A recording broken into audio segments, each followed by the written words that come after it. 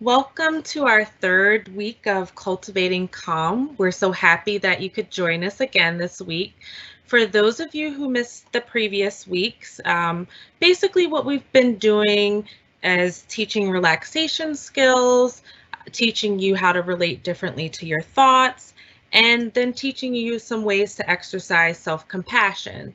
So we thought it might be helpful this week to explore the relationship between stress management, gratitude, values, and well-being.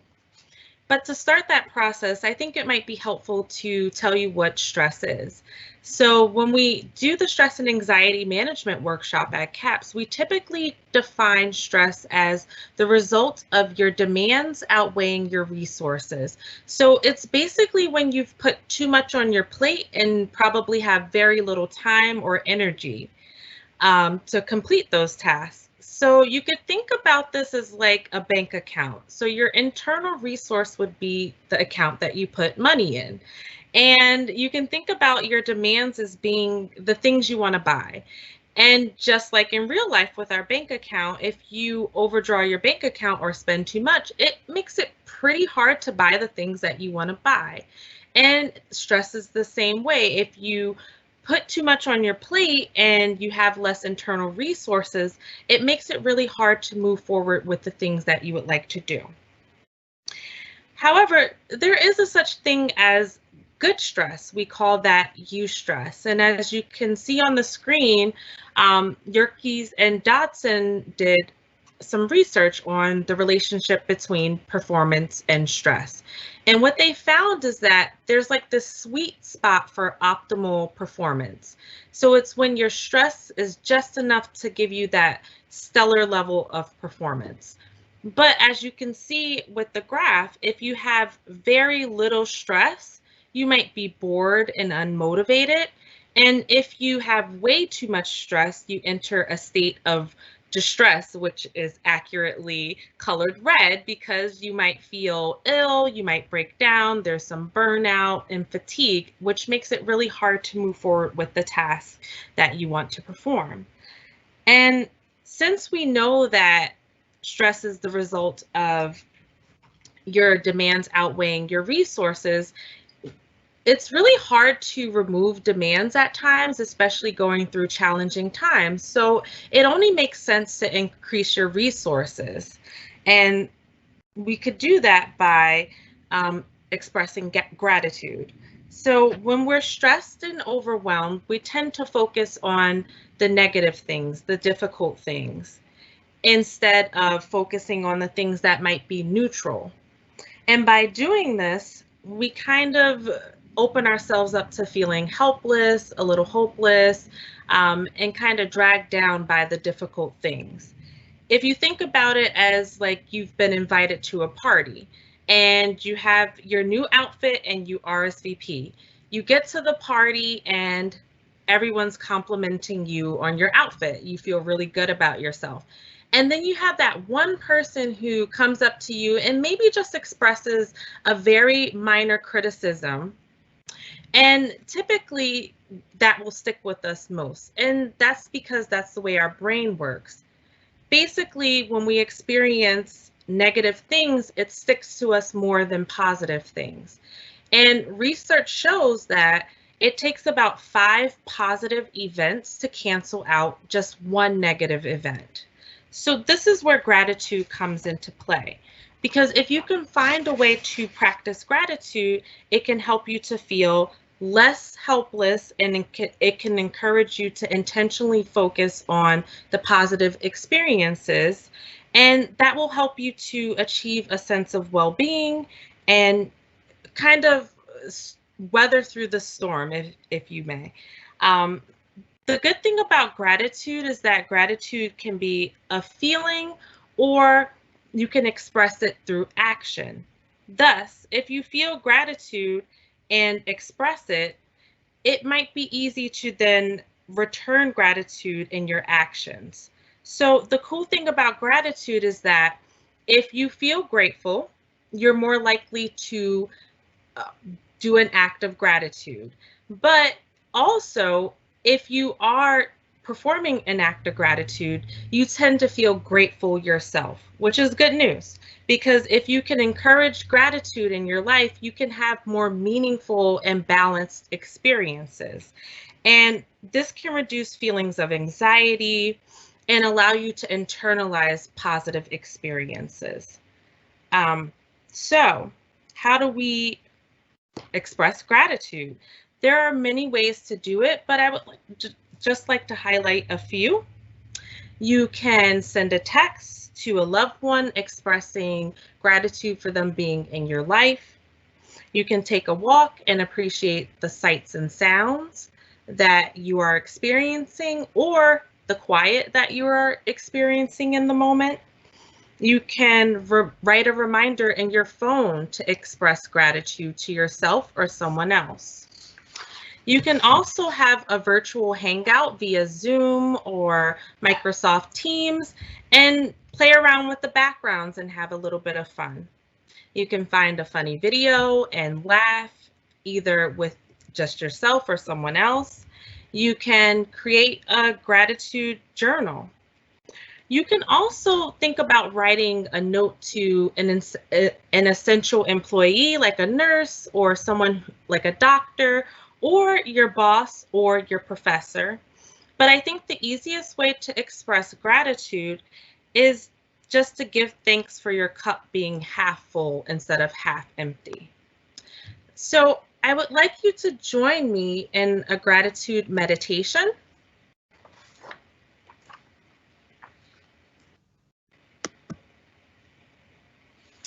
And to participate, all you need to do is just either lower your eyes or close them and get into a comfortable position. And now I would like to invite you to take 3 deep breaths. And while you're taking those deep breaths, I want you to bring into your awareness the things in your life that you are thankful for. Just give gratitude the chance to come up naturally. And when it comes up, just let yourself sink into the feeling and surrender to it. Notice how it feels in your body, how your energy feels. And if it doesn't come up, that's okay. You don't need to try to make yourself feel grateful or thankful. Just try to surrender to your heart and not your head.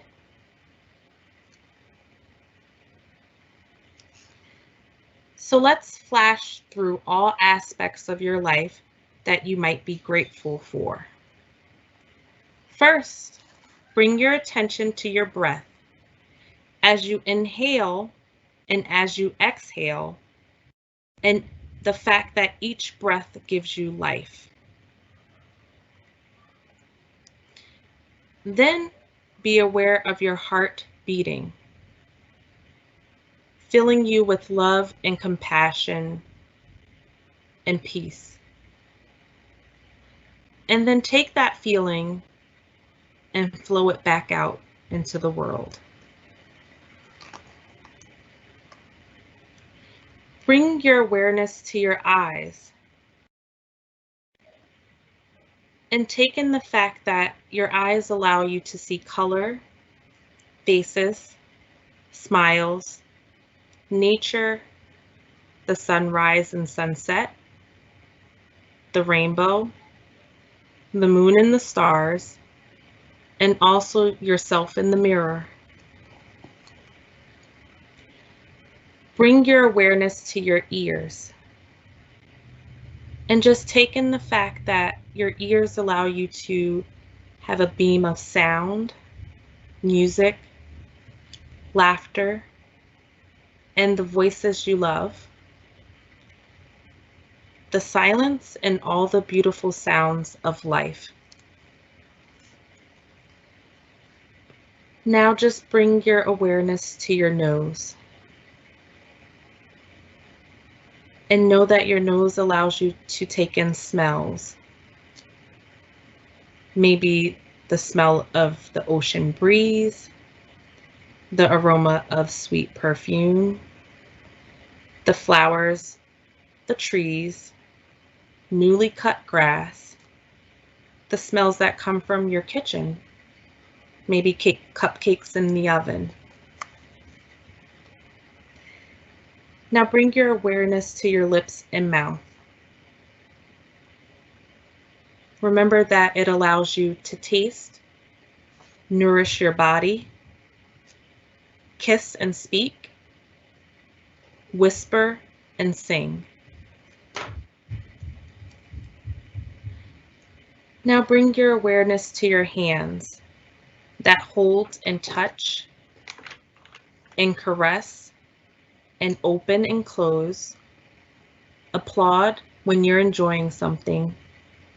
Squeeze maybe the people that you love, the arms and shoulders that carry, and hug and lift and stretch. Now let's bring our focus to our feet, our toes, the gift that allows us to wiggle them, the fact that they allow us to transport ourselves by walking, running, leaping. Our feet help us to dance and kick.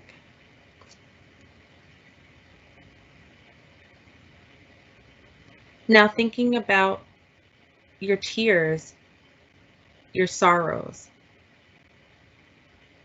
and in that strength that you have when you're able to get through things, to make it through each day despite sorrow. Bring your awareness to your abundance, your expansion, your perspective shifts, the flow of empathy and love and light you bring into this world, your ability to see growth and the potential in every moment.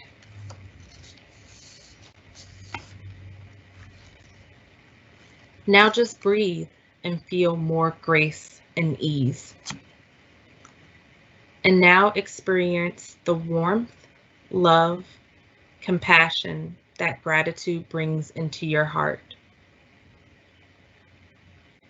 Drift your awareness to the nurturing relationships in your life, the new ones and the older ones. Try to think about the things that came into your life unexpectedly, things that flow to you with great effort and commitment and hard work.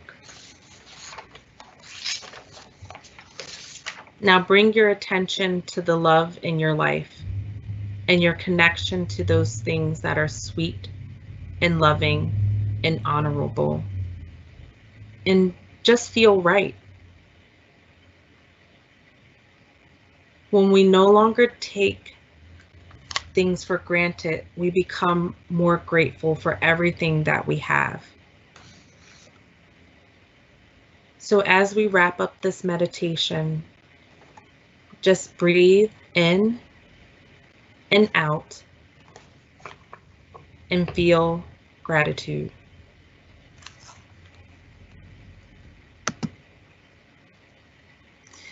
So thank you for participating in this meditation. I hope that you've enjoyed it. I'm going to turn it over to Dr. Mary Kelly. Thank you. That was so beautiful, Rodier.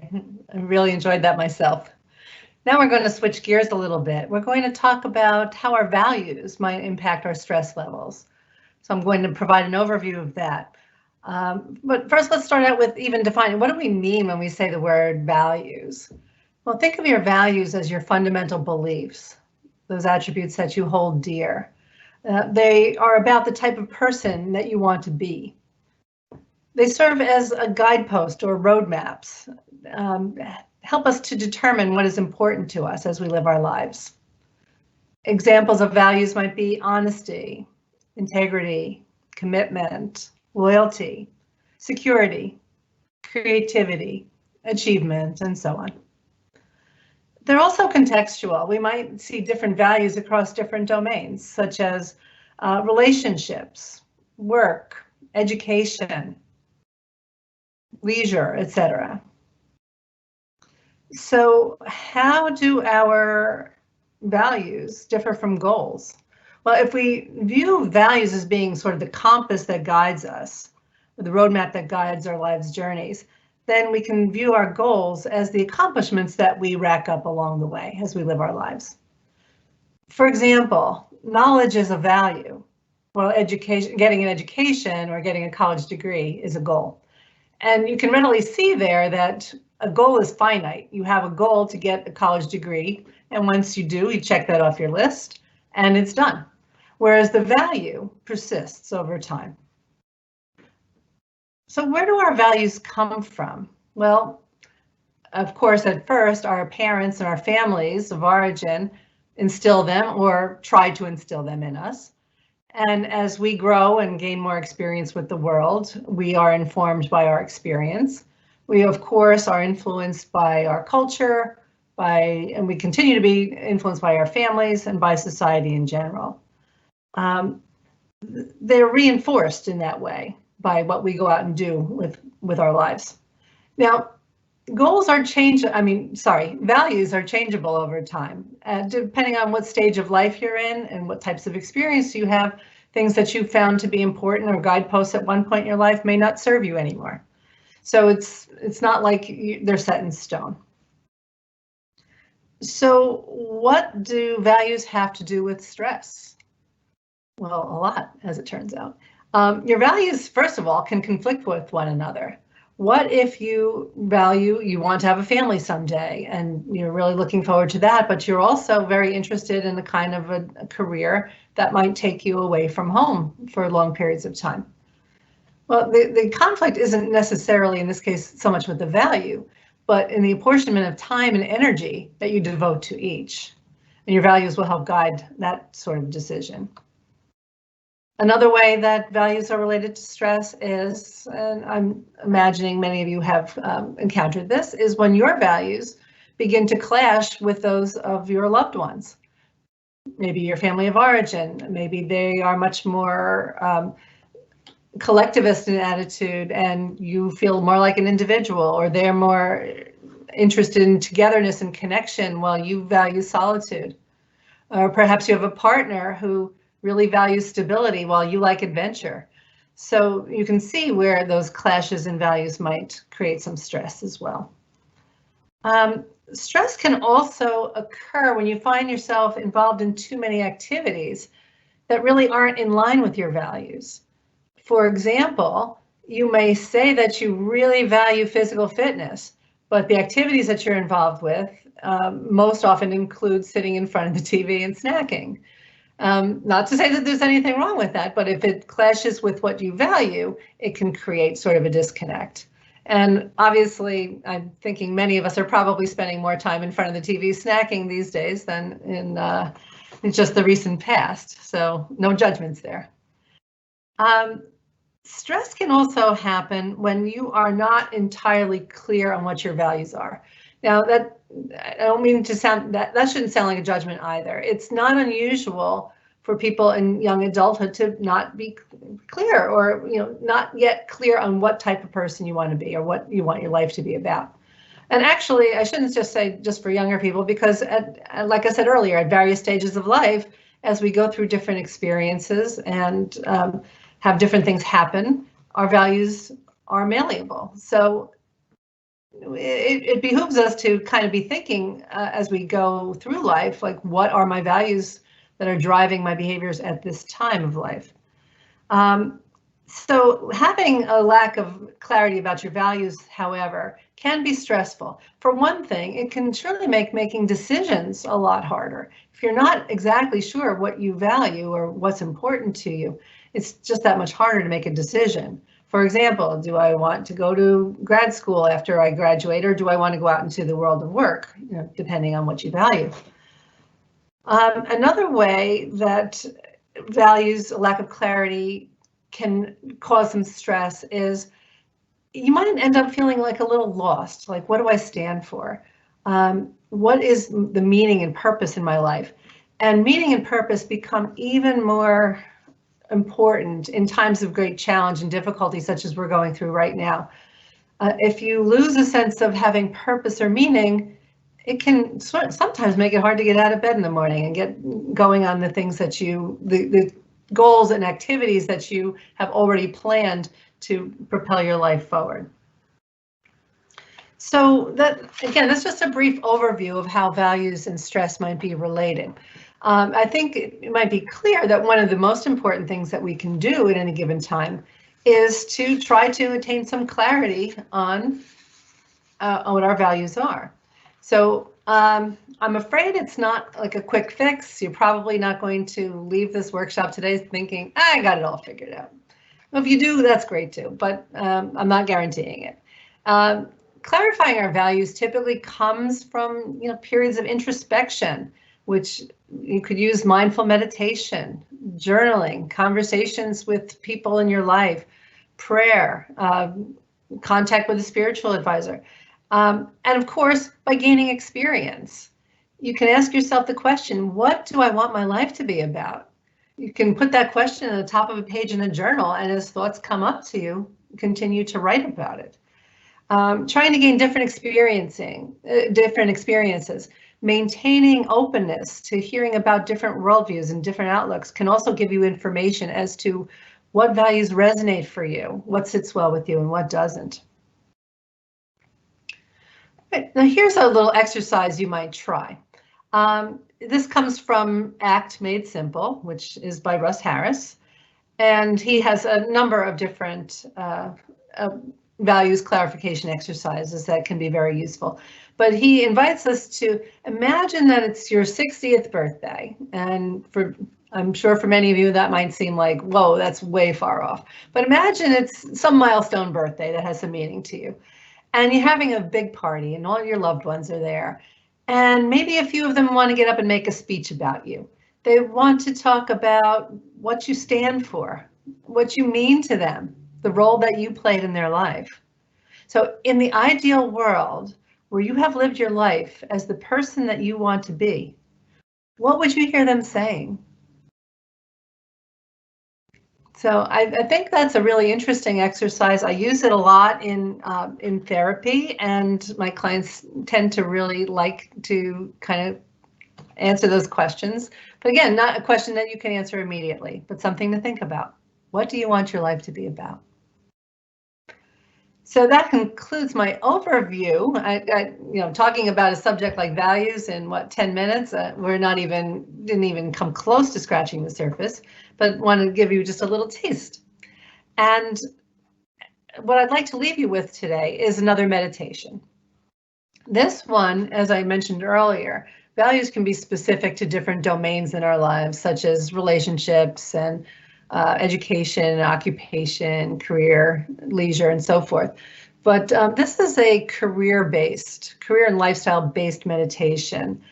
You're going to use your imagination to help you identify or maybe reinforce some of the decisions that you are making or have made about ideal career and lifestyle.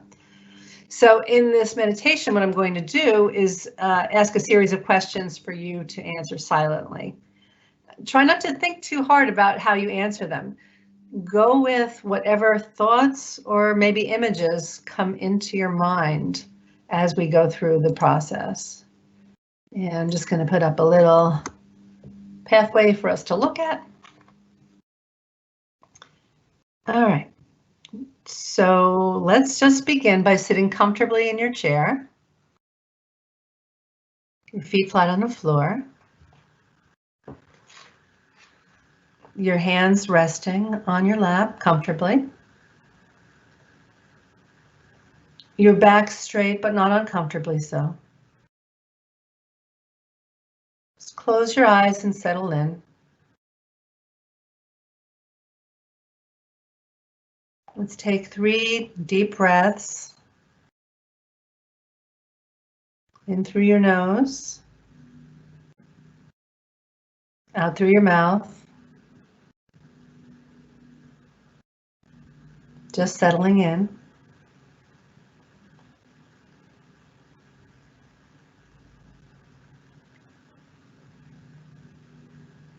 Imagine it is 5 years after you graduated from Seton Hall. You have a job you love, and you're living the life you always imagined you would.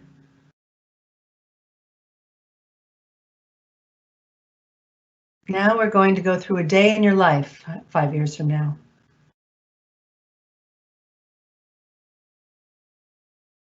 Imagine you are just waking up.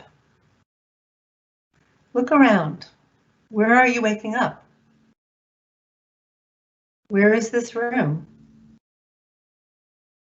Are you in a house? An apartment? Some other type of dwelling? Are you alone in this place? Or are there others around there with you?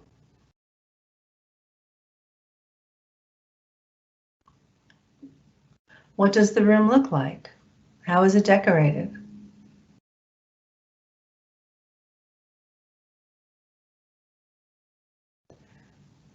Is the dwelling in an urban area or a suburb?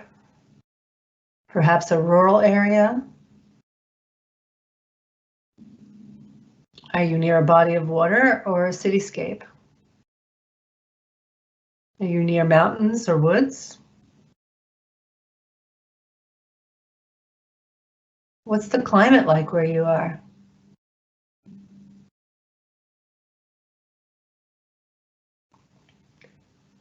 Now you are getting ready to go to work. What kind of clothing do you put on? Are you dressed up or are you more casual? Perhaps you're wearing a uniform of some kind.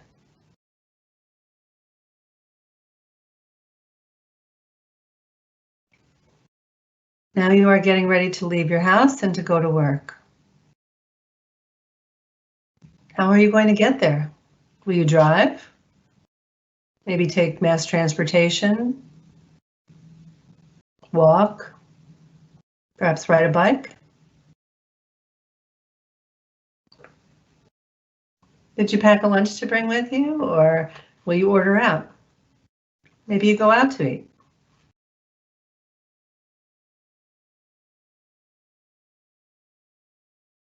Now imagine your commute to work. How long does it take? Is it 5 minutes? 15 minutes? An hour? What do you do during that commute?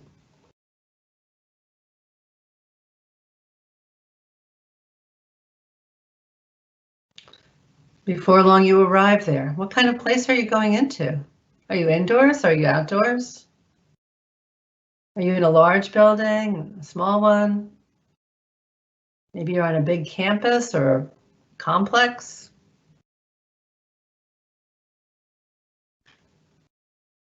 And when you enter, where do you go? Is it a single office? Maybe a shared space? How many other people are around? Who greets you? Do you work alone? Or are you part of a team?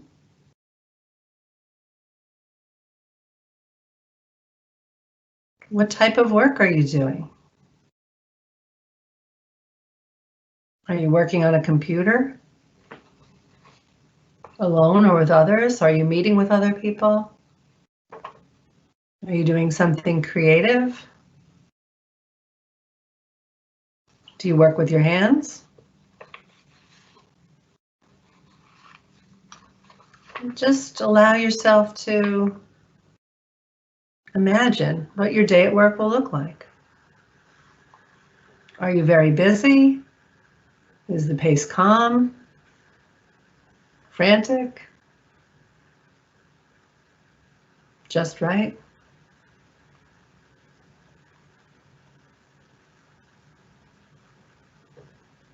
Now imagine it's the end of your day. What time are you leaving your job? How long have you been there? Are you going to go out somewhere after work, or do you go directly home? Who are you with? Are you with other people now? Are you alone? Once you get home, is there anyone else there? How do you spend your evening? Do you cook dinner? Do you order out? Do you exercise? Indulge in a hobby? Read? Spend time with loved ones? How do you spend the evening?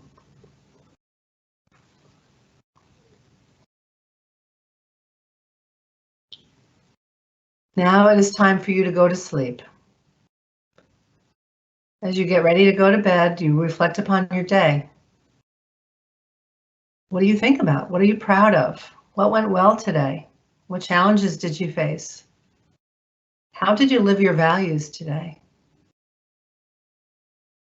How do you feel in your body?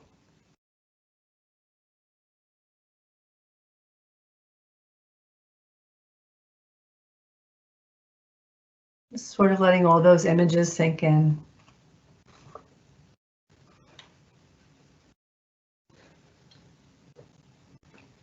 And now it's time to come back to the present moment. Slowly opening your eyes. Come back as you reflect upon a day in your ideal life.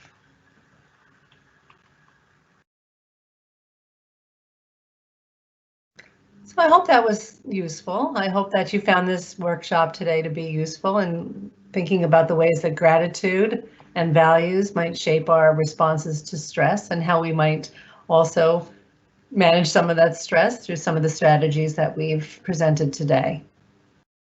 I want to remind you that if you need further assistance, I'll put back up the slide so that I can remind you of how to reach CAPS if you need us for support.